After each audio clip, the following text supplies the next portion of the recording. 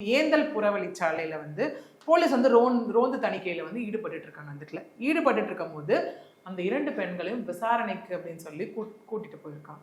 கூட்டிட்டு போனவங்க என்ன அப்படின்னா, ஆள் நடமாட்டம் இல்லாத ஒரு தோப்புக்குள்ள அங்க கூட்டிட்டு போயிருக்காங்க. கூட்டிட்டு போயிட்டு அந்த 2 காவலர்களும் அந்த தாய் கண் முன்னே அந்த வளர்ப்பு மகளை வந்து பாலியல் வன்புணர்ச்சிக்கு ஆளாக்கியிருக்காங்க. ஆளாக்கிட்டு என்ன பண்ணியிருக்காங்க அப்படின்னா, அந்த புறவழிச்சாலையில அவங்க 2 பேரையும் விட்டுட்டு இந்த இரண்டு காவல் அதிகாரிகளும் அங்கிருந்து கிளம்பிட்டு இருக்காங்க.